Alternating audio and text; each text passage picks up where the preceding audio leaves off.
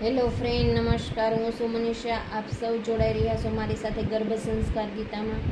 તો વાત કરીશું આજના એપિસોડમાં બાળક તથા પેરેન્ટ્સના શબ્દ આલાપ વિશે.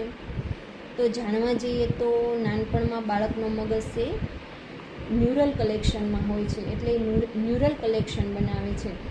જે શબ્દ છે માતા પિતા પાસેથી બાળક સાંભળે છે એના મગજમાં નવા ન્યુરલ બને છે. માટે બોલેલા શબ્દો છે બાળકનો આત્મવિશ્વાસ બની જાય છે.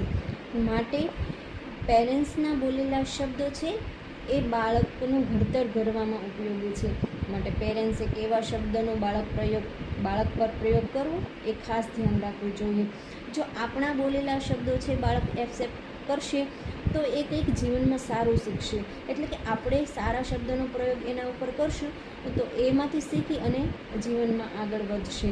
માટે પેરેન્ટ્સે છે બાળક ઉપર ખાસ ધ્યાન રાખવું જોઈએ, એમની તાકાત બનવું જોઈએ, એમનો આત્મવિશ્વાસ બનવો જોઈએ. એક પેરેન્ટ્સ તરીકેનો આપણી ફરજ છે.